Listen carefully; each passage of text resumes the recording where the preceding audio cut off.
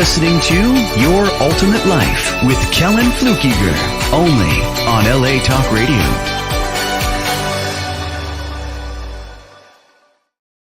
Hey there, welcome to today's show. LA Talk Radio, Your Ultimate Life. I am going to move this little thing, if you're watching the video, because I want to talk about this Ultimate Life Challenge.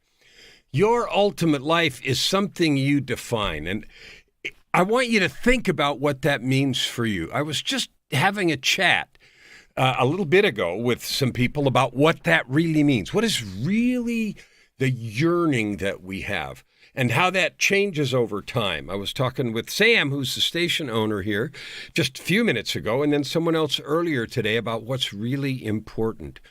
Now, that changes over time. When I was in my teens, I couldn't wait to get a driver's license or go on dates and, those things that were right now, fulfilling for the moment. And then as I got in my 20s and started up the career path and trying to claw my way up corporate coolness, it was all about position and money and how many people reported to me and, all that good stuff. And now, I'll be 68 in December, and it isn't a function of, gee, I'm an old man now. Although some people could think that, what it really is a function of is discovering what lasts. Because when people get to the end of life, or they're facing that possibility, even if someone gets a diagnosis of something severe, whether it's financial or health-wise or otherwise, they don't think about those material things that are right there in front of you anymore. We stop thinking about that. We think about the conversations we didn't have, the relationships we didn't repair, the opportunities we missed to love and to serve. So today what I want to talk about is going all in, because you don't know, and neither do I, when your last day is.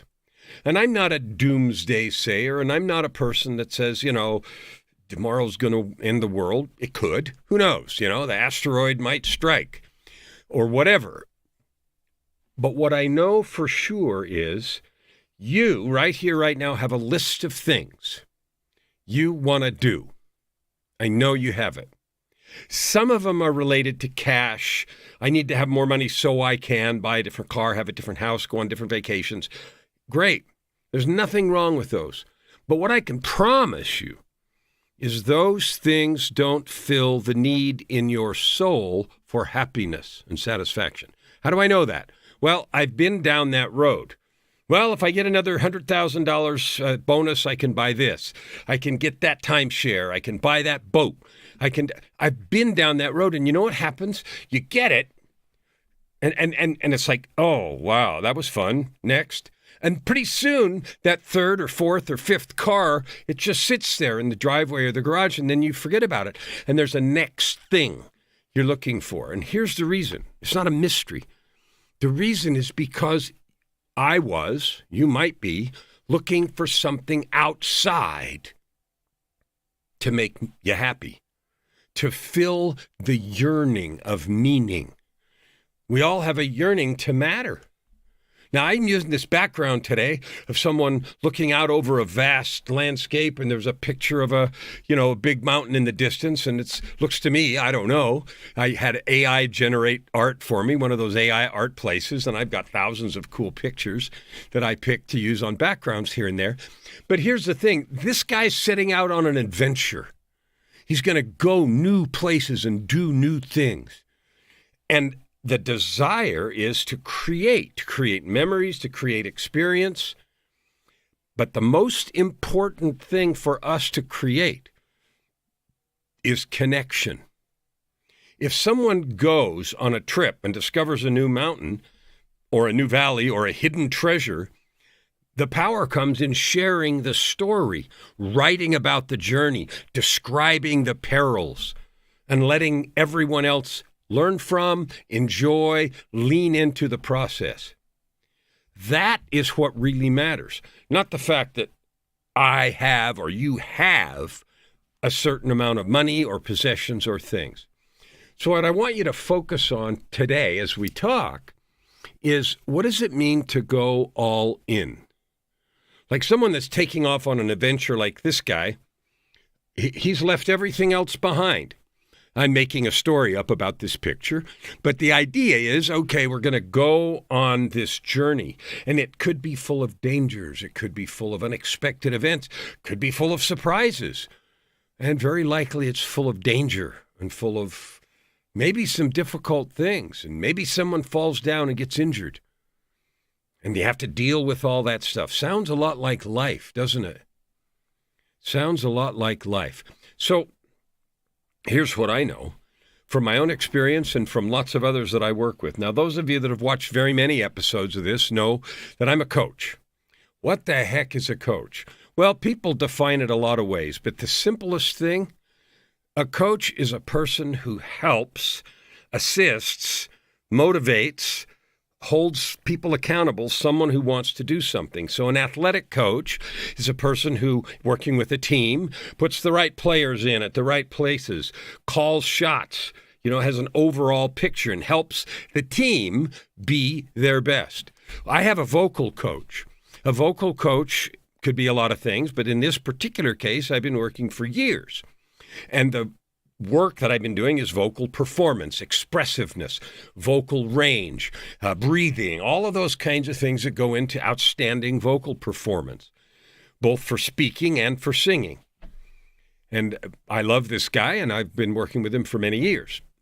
And the results have been really good, and I'm happy with that. I would not have achieved the results that I have in my ability to speak or sing if I had not been working with this coach who has been watching, listening, giving me ideas and speaking and telling me what to do. Suggesting, practice this, practice that, do this, do that, etc., etc. And giving me the kind of encouragement when I say things like, well, I don't know, is it possible that I'll never be able to do, something? I write music, and so some of the music I've written is challenging to sing, to perform. And when I come to the coach and say, oh, man, I don't know if I can do that. Is it possible that I'll just never be able to do that? The answer is always, yeah, you'll get there. Don't worry about it. And then we go to work on the things that start where I am now, not being frustrated about where I'm wanting to go but aren't quite there yet. So coaching, it is the people encouragement business. It is seeing a vision. It is holding a vision for someone else. It's believing in someone sometimes when they don't believe in themselves. You see that in all the stories and movies on TV, right?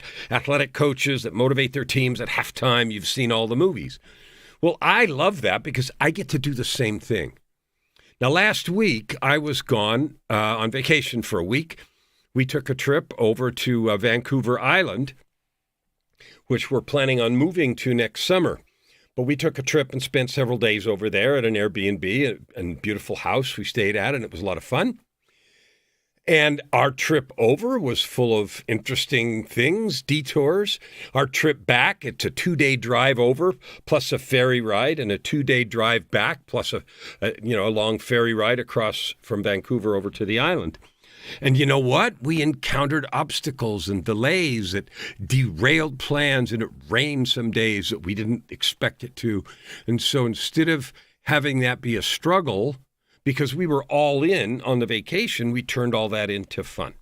So now we have basically a week and a half's worth of memories and excitement that we created, regardless of the external circumstances. So all of this is leading up to a question for you. This show is called Your Ultimate Life. Now, I don't know how you define that. Often when I ask people, what do you want your life to look like? People don't usually think about it. Have you actually thought about what you want your life to look like? People say, well, I want a lot of money. It doesn't mean anything. What does that let you do? Well, I want freedom. To do what? Let's get to the specifics. If I tell you, I'll give you an example from me, and then you can think about it for yourself. My ultimate life is living a life of purpose, and my purpose is to help you, my listeners here, listeners on my podcast, my coaching clients, to live into your most powerful, liberated, joyful self, to create the purpose for your own life, to create prosperity, which is enough of everything, and abundance, not only in cash, but in relationships, and deep, meaningful joy, satisfaction, contentment. Now, I lived a very difficult path to get where I am now. Difficult for me. I know everybody's got the hardest life journey there ever was, and we all kind of think that. And that's probably true. Designed, tailor-made to be hard for us. So coming through all that, I have now learned to love every day, every minute, like literally. I love every minute of my day. Am I nuts? Don't things go wrong for Kellan? Well, of course they do. They go crazy wrong. But really, I just learned to love what is and ask a really interesting question. This just happened. That's not what I planned. What can I create from this? So my question back to it is, are you living the life you want today? Everything from the job you have, everything from the relationship you have, everything from your health. Is it as you wish it to be? Now, you may say yes.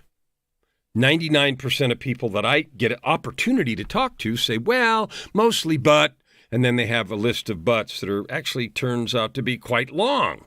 Oh. And then the question is, okay, what are you doing with what you have? Because it is one approach to look at the list of things that are not as you wish and complain, or feel resentful, or resign yourself. Well, I guess that's how it is. And it's another, and I'm going to say this really slow because I'd just like you to think about it. It's quite another thing to say, this is how my bank account is right now. What can I create with that? Instead of, if I just had some more money. If those bills just weren't due. The things around us are what they are. Rain clouds, bank accounts, weather, economy, elections, politics, all that stuff, it is what it is. And all the energy that you or I spend bitching about that doesn't change much. What does change things is two things. Taking the action we can with respect to the externalities, vote or participate in community things, or, take the action that we're allowed to take or that is within our purview to take. And the other thing is examine our attitude. I have discovered for myself, life is wonderful every day because I said so. And I love it. And that means I spend 0 minutes complaining about anything. And consequently, here's what I've discovered. I am more creative. I think of more solutions. I see more opportunity. More people call me and say, will you speak on my summit? Will you, and those are some of the things that I do as a coach, right? Will you do this? So I get more opportunities. I don't know. It just shows up that way because I choose to love every minute. So I talked to start with about going all in, and this is one example of that. So I made a list here of things that I wanted to cover today that are different versions of going all in.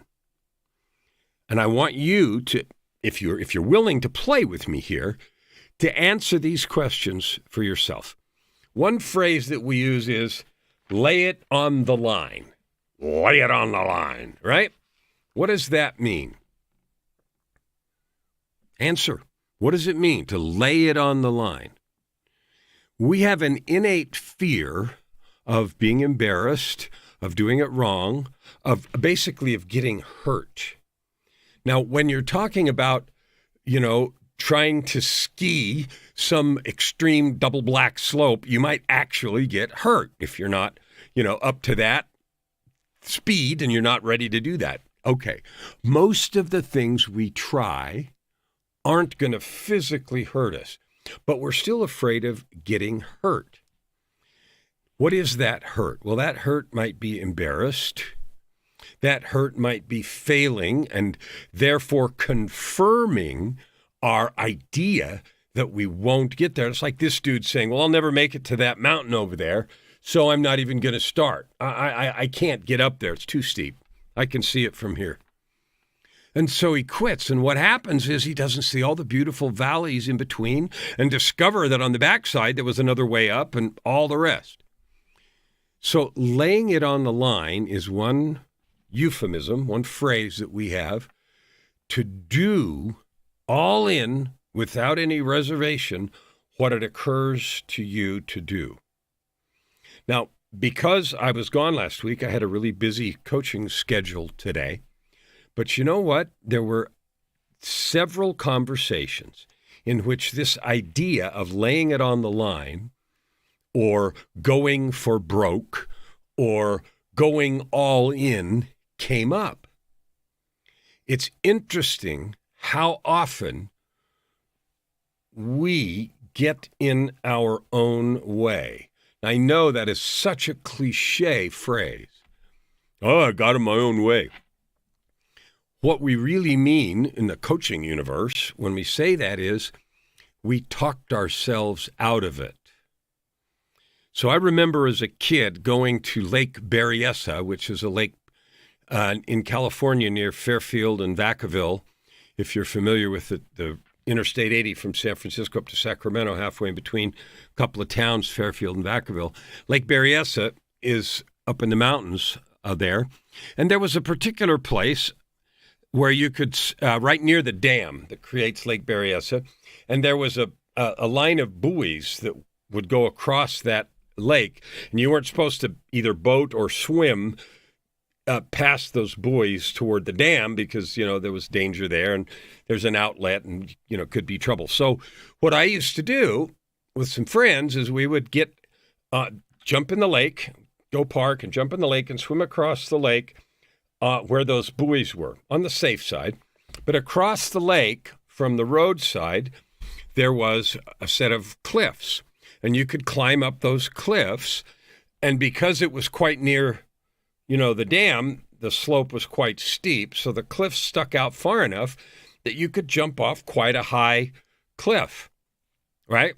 And into the water. And the water was plenty deep. So there was no risk of smashing your head in or anything like that. I remember the first time, and there were two layers of it. There was a lower cliff and a higher cliff. Getting up there and, climbing up. And from the bottom, it looked like, that's not that bad, 30 or 40 feet up or something. So that was the lower one. So I got up there, and I remember looking at the lower one. And when I got up on top, it was terrifying. From below, it didn't look like that much. But from above, yeah, that's quite a different thing. And so gathering courage, right, to go all in, to lay it on the line. Now, I wasn't going to be a cliff diver and try to dive. I probably would have exploded myself. But at least I was going to jump, right? And it took me, 10 or 15 minutes to get the courage up to do it the first time. And then, I did. And then after a while, and I went up to the higher one, which was quite a bit higher. And I had the same dance all over again. Holy moly, that water looks like glass. Are we sure it hasn't turned solid down there? I'm going to blow my brains out. And eventually I was able to do that. But the feeling of looking at a thing, deciding that it's scary or difficult, and then saying, you know what, I'm going to do this anyway, just because I said so. Like there wasn't a big crowd there. There were 4 of us, right? Just some friends. And maybe we were trying to prove something a little to each other. I really don't remember that part of it. What I do remember is the feeling I had, the fearsome feeling, and then getting the courage up to make the jump. And so going all in your life is a little bit like that. Maybe you have a story to tell. Most of the people that I talk to in the context of, I network a lot, and I do that on purpose. And in fact, I'd like to network with you. I'd like to get to know you. So if anyone watching today would like to have a conversation, I'd love to get to know you. Reach out on one of the social media and let's talk. But anyway, in the context or in the process of networking, I always ask people what they're up to. Tell me about your life. I like to learn people. I love people. I love them. I love to get to hear all the histories and stories and all the things that have made people who they are. And here's what I've discovered. Number one, every person really and truly is unique. I don't mean a little, I mean a lot. Now, if you want to do the math, you can easily prove that. The number of DNA combinations is infinite. The number of experiences that you might have had is completely different. The things you've gone and learned, like if you put that math together, your uniqueness is mathematically demonstrable, okay? But besides that, every person really is gloriously and powerfully unique. So that's one thing I've learned. Another thing I've learned is that every person that I've talked to, because of that uniqueness, has a perspective, a story, or some information and value that is needed by someone or some group of people. So, for example, I have a client who I love all my clients. I have a client who had a set of experiences that makes her heart yearn to help young girls with their self-esteem. So she went through a set of experiences in her life that with her self-esteem, in 11, 12, 13, 14, that age, where that, her heart is called to do things to help that group of girls. She's uniquely qualified. It's beautiful. Her stories are great. And so she feels called to do that.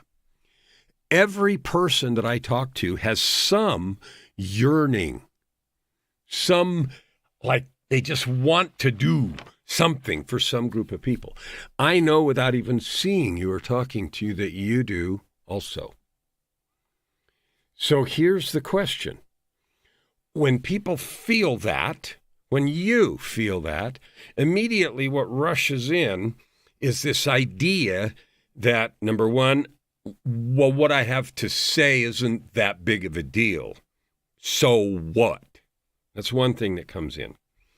Another thing that comes in is, well, maybe I have something, but I don't know how to share it. I don't really know what to do with it. Another thing that comes in is, even if I did, nobody would listen. And there are several other variations. All of those are getting in our own way. Because you don't know who needs your help, who needs to hear your story. You don't know who would really resonate with your experience and the fact that you got through it and here you are. Like this woman today is very successful and she's done a lot of really amazing things, but she has this story, this set of stories that is really valuable and is really a good source of inspiration, encouragement, and so forth for the group that she wants to talk to. Excuse me. So when you think about going all in, I want you to think with me right now of something where you have gone all in, where you essentially, like in my story, jumped off the rock. Okay? Because, when you climb up there on the rock and you jump off, like there's no going back. You can't do a rewind, right? There's no run the video clip back, whoop, back up on the cliff. Can't do that. Once you jump, you're committed. Okay? I had a client who went to New Zealand and did one of the bungee jumps there. And the same thing. He described getting up there and, looking down. And New Zealand has, I think, the highest bungee jump thing in the world. But anyway, he was doing one of them. And he described the whole thing, the fear and everything else. And then finally, getting the courage up to do the jump. And once you go, you're completely committed. The thing about sharing your life, your story, your journey, your the gifts that you have to give that's different than a bungee jump is you have 1,000 off-ramps. Well, I'll just think about it some more. Well, I don't know. I'm not feeling it today. I don't know. I wanted to write that book, but, someday I don't really have time. And so we give ourselves 1,000 off-ramps. You know what that is? That's getting in your own way. It's making up reasons why what you have isn't valuable, why you can't figure out how to do it, and why it won't matter anyway. None of those things are true.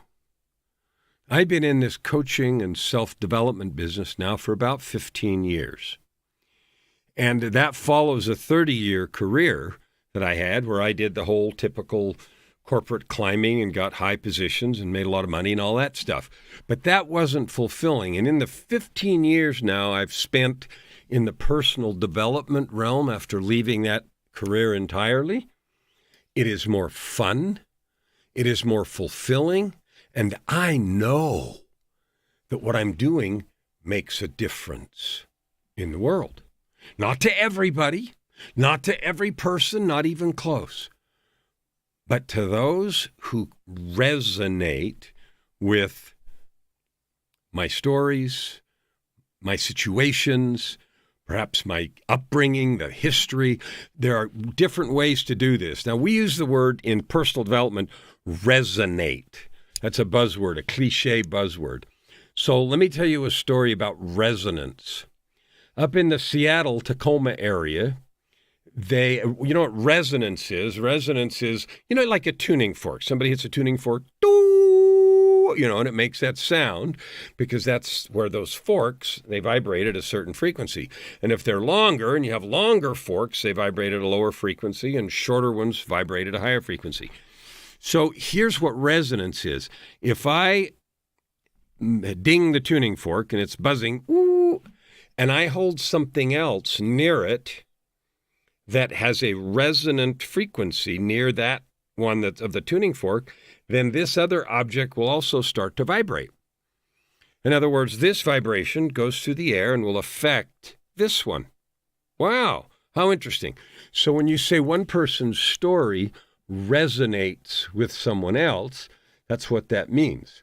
It means that you tell a story, I recognize elements in that story. Ooh, that sounds like this and that from my history and so my soul, my mind, my spirit, I begin to resonate or connect with you. So there's a story about a bridge in the Seattle area, and it went over a certain piece of body of water. Obviously, that's what bridges do. And they called the bridge Galloping Gertie, Gertie. You should look it up, Galloping Gertie.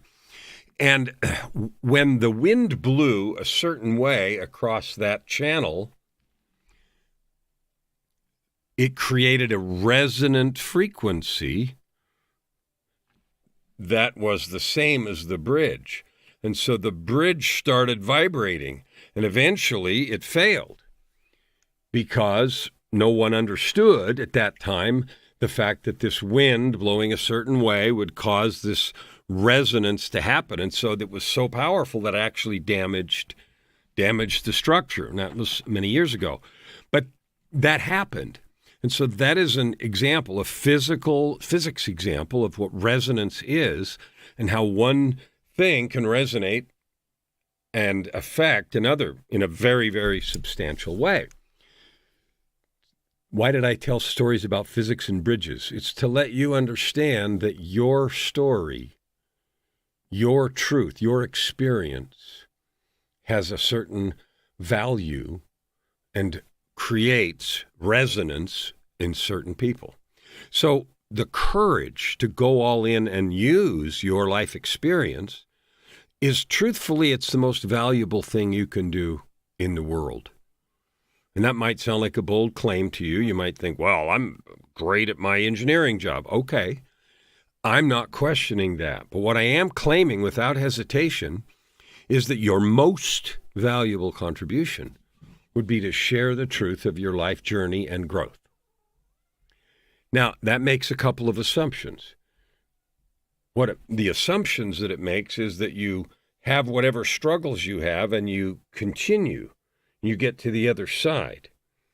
The story of people who quit, nobody tells those stories. They're not very interesting. The story, your story that matters, that's valuable, that's actually worth lives and millions, is your story of success. The story of when you decided to, wherever you started, what you decided to change, that go all in piece, the bungee jump. I'm going to change this no matter what, whether it's a story of creating a business, whether it's a story of overcoming some kind of struggle or hardship. Those things are your most valuable commodity. They're worth more to me, they're worth more to the world than anything else you could create or contribute. So sometimes I wrote a bunch of synonyms of going all in. Another way we say that is put yourself out there. Well, it used to be really hard to put yourself out there in any big way because we were limited geographically. Today, with the internet, social media, the fact that we're streaming this live, I'm streaming it to YouTube and Facebook, and you're watching this on LA Talk Radio. The fact that we can do this means that you can put yourself out there in ways that you never could just a few years ago. Utterly impossible. Today, here's what that means. You have the ability to embarrass yourself to a larger audience. Yep. You have the ability to affect, in a good way, a larger audience. You have the ability to reach people that you would not have been able to reach before just because of the reach of the medium. Now, here's what I want to assure you. No matter how much you believe you don't have something valuable, that putting yourself out there doesn't matter, that's not true. It does matter. It matters for you having the courage to do it, and it matters for those you might help. You know what else I can tell you for sure is you're going to flop. And I can also tell you you're going to win. Just ask someone like Shaun White. Shaun White used to be the world champion halfpipe person. Now, I happened to meet Shaun White several years ago before he was the world champion. I took a Grand Prix racing school at the Bondurant Speedway in Phoenix, a 4-day Grand Prix racing school. I had a hot rod and I wanted to learn how to drive, really drive. So we did 4 days of hot rod racing around a track and all kinds of stuff, drifting and how to drive fast, right? And I did that, and it so happened, I didn't know this, but Shaun White was in that class. And so he was there with an entourage of people because he was already famous, but not yet the world champion. So I got a chance to meet him, and then over the next years, they called him Flying Tomato because he used to have really, really long, bright red hair, and I loved it because I used to have red hair. Right now it's all white and mostly gone, but I used to have bright red hair, so I loved the Flying Tomato anyway. But I watched a documentary in between one of the Olympic appearances that he had, and it showed his workout place where he did his half-pipe work. And his half-pipe work, he had a great big pit in the half-pipe full of foam, so he could try these incredible tricks and fall down and not die. And over and over and over again, failure, not quite right, almost. Ooh, landed one, failure. Oh, landed one, failure. Try a new trick, add another twist, add another 180 to the whatever. And I'm not an expert snowboarder. I know how to snowboard, but nothing like that. And over and over again. Now, and then that's just the practice. And then in real life, at the Olympics, at the World Championships, putting yourself out there all the way. Now, most of us are not going to be Olympic competitors. Some, but most of us don't do that. So most of us are never going to put ourselves out there on a world stage at that level. Yet we fail to put ourselves out there in the small stages that we can because we're afraid of failure, of humiliation, of getting hurt. Now, in his case, it's physical, so hence all the foam. But most of the fear is fear of embarrassment, fear of not being valued, fear of ridicule, fear of that sort of thing. So I wanted to talk today about this idea of going all in. Some of the other things I wrote down are, it requires This going all in requires a willingness to be vulnerable. Now, as a speaker, and I speak on a lot of conferences, I have 3 or 4 in the next few weeks that I'm speaking at.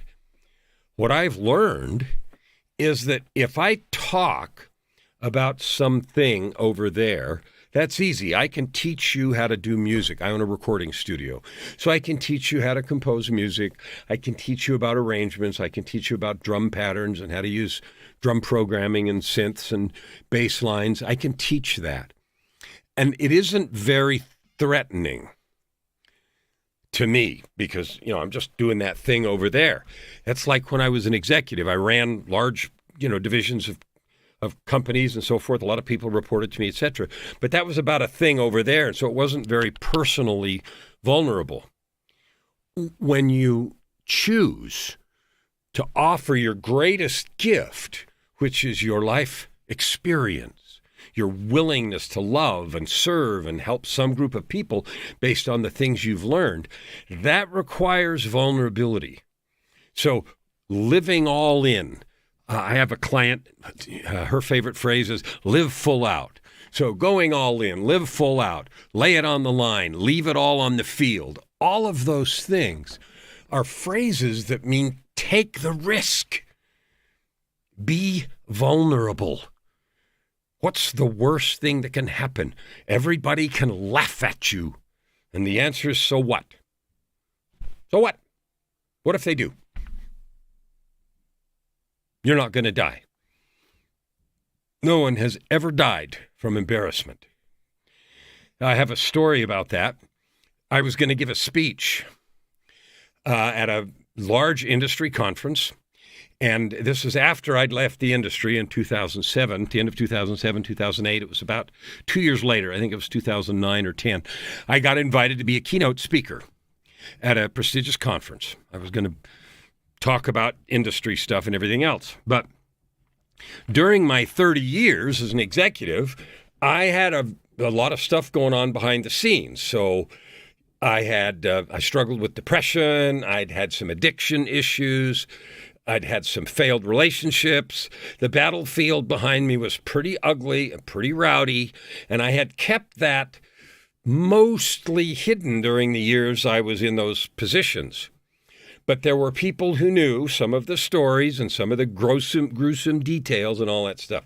So I was scared to go back and give this keynote address, even though I'd been asked to come do it, that people were going to something bad would happen.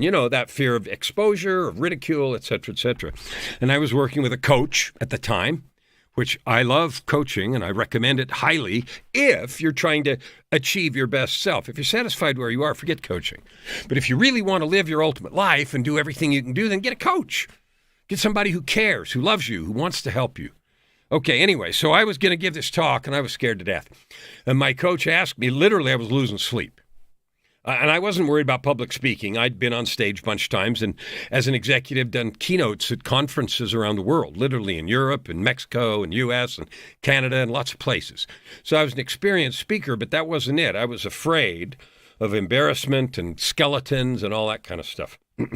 So I was talking to my coach and I told him what was going on and he said, okay, cool. So what's the worst thing that can happen to you? And I thought about it, and I took the question quite literally, and I said, well, I could get up on stage, and I didn't say something like, I forget what I'm going to say, and I'll look stupid, because that wasn't my fear.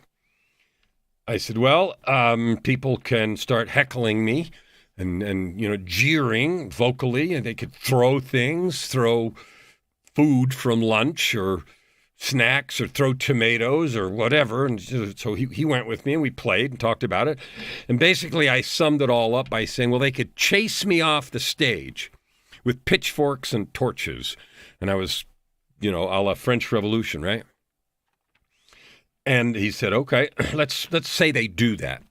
You get up, you get partway into your talk, and they jeer you and chase you off stage with pitchforks and torches. What are you going to do? And I said, well, I'll get out of there and go back to my hotel and And he said, is the sun going to come up in the morning? Yeah, yeah. So we talked through, and at the end we realized nothing really was going to happen. I wasn't going to die. Maybe I wouldn't go back and speak at industry conferences again, but I would go on with life. That exercise made me realize nothing really was going to happen. Now, the end of the story is, it turns out there were 2 or 3 people who intended to embarrass me, and they published a YouTube video trying to be an expose, right? And trying to make things look bad for me. I had no business speaking and a bunch of stuff like that. And that even, they tried to do that. And so I took some measures against that, whatever. But as I gave the speech, I got a standing ovation. It turned out well, et cetera, and I was invited back for another year. So my worst fear turned into nothing. But what helped me get through it was getting some help, talking it through, and realizing that I wasn't going to die of embarrassment no matter what happened. So that's a personal example of being willing to be vulnerable and talk. And it wasn't talking about coaching or personal development. This was an industry topic. But I had personal demons that I was terrified of. All right. The last thing I want to talk with you today about is this thing on the screen, Ultimate Life Challenge. I have committed to help this year 50 million people. My year ends in 5 weeks, October 14th. Next year, I'm going to set a new goal. Part of the effort that I offer is this Ultimate Life Challenge. This is a place where it's safe to come and explore what you really want to do. Have you ever sat and asked yourself what you really want to be doing every day when you get up? Besides shower and get dressed? Like, what do you want your day to be full of? I have, and I've helped lots of folks do that, and the answers are thrilling and exciting. I have a client who helps, as I mentioned, those young girls. I have another client who's running a very successful business and is mentoring a lot of people. I have another client who has a whole program helping a certain group of people learn to get online and create income with their skills in the freelance world. I have another client who starts nonprofits and helps people realize their nonprofit dreams so they can add good to the world. I have another client who is a seminar leader and does a fabulous job leading seminars and teaching people about everything from leadership to gamification to all kinds of stuff. And so my ultimate life is living a life of purpose, prosperity, and joy, helping you discover your gifts and using them. What is your ultimate life? Do you know? Do you know in detail? Because usually when I ask people, it's like, I need a boatload of cash so I can do whatever I want. That doesn't last very long. You might have the cash and be able to do whatever you want, and I can tell you it's not very fulfilling until it's tied to some purpose. Tied to some purpose that comes out of your heart and soul. So in this Ultimate Life Challenge, and this is just an offering that I have, but whether you use this one or some other one, give in to the yearning. Lay it on the line. It's time to quit half-stepping. Quit settling for mediocrity. Because it doesn't feel very good for very long. It's not even safe. Safe emotionally. Go all in. Lay it on the line. In the Ultimate Life Challenge, what we're going to do is we're going to explore 3 things. 1, we're going to explore the natural gifts that you have. What things are there that you're just really good at? The second thing is, what is the life experience that you have had and what has it taught you? What has your life experience helped you learn? Like I mentioned earlier, I had a conversation, 2 of them today, about the fact that as years go by, what we think is important changes. When I was in my 20s and 30s and even 40s, what was important was cash and position. That was an empty chase, an empty and hollow vessel. I achieved it. I won that game. And at the end, and the score was whatever it was not happiness. There was always, what else? This isn't happy. And the reason is because I wasn't doing something that mattered, that lifted and blessed the souls of people around me. I wasn't doing something that really made a difference in the world, even though I made, lots of money and all the rest of the external markers. So, number one, we're going to figure out the gifts that you have. Number two, and most importantly, is what experiences have you had in life? What have they taught you? How have they shaped and molded who you are? Sometimes they make us bitter and angry. They got all the breaks, I got screwed. That old song by Jerry Reed, she got the gold mine, I got the shaft. Okay, but your life experience has taught you something, and you can use it to create a fulfilling life. The third thing is you have a set of existing skills. Maybe you're a radio broadcaster. Maybe you deliver pizza. Maybe you own a business. Maybe you're an architect.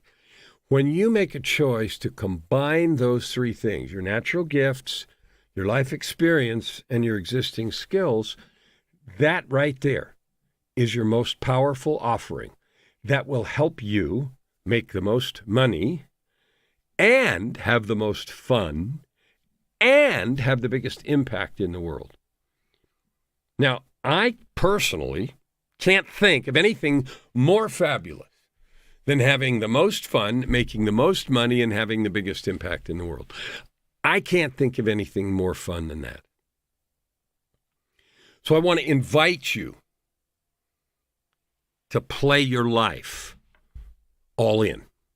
Every day, not just someday. Someday I'll try that. Someday is now. The only minute you ever have is this one. So let's do something with it. Now, my invitation to you is I'd love to help you do that. I've walked these paths and learned all this, mostly the hard way, but I have gotten really good help. And now that makes me want to offer that, to encourage you to go all in, whether it's repairing a relationship or multiple relationships, whether it's reestablishing your own worth, whether it's writing that book you feel like you ought to write, or creating a little course, maybe about gardening, maybe about living off the land, maybe about some other personal challenge. I can't even tell you the number of stories that I've heard in completely different areas. I'm astounded by the uniqueness of everyone, and I'd love to be astounded by your story. So I invite you to have the courage to be vulnerable, to share with me and with everyone what you've learned and who you are. And I can promise you, and this is a sacred promise, that developing the courage to do that, to look inside at what you've learned, decide how you can share it, and what you could do to benefit others, to give that away. And yes, that, of course, means turning it into a business if you want to. And most people do. Most people want to monetize their stories. Well, I'm giving a talk on that in just a few weeks. One of the talks I said I have is about exactly that, how to identify your key story and superpower and how to turn that into a product and service so you can serve those who are just aching. As you think about that, you might feel like you're this guy here on the beginning of a journey to a far-off mountain. Well, you know what? He'll make it. He's got a compass. He's got guides. He's got some maps. And regardless of the valleys and the challenges and the terrain in between, he's going to get there. And he's going to have an amazing story to tell also. And I can tell you for sure, you have an amazing story. You are a valuable, powerful person. I don't care where you've been. I don't care what has happened before. None of that matters. What matters is having the courage to examine your own life, your own learnings, to choose to be vulnerable and express yourselves, to go all in with your life. We only get one shot. Each moment, one shot. And then that moment's gone. My learning is to make the most of it. Every one of them, one after the other, not just once in a while, but every day, just because you can, just because you are a superhero, waiting to be seen, to be heard, and to serve. And I can tell you from my own experience and that of clients, if you do that, if you have the courage, you can create and live every day your ultimate life.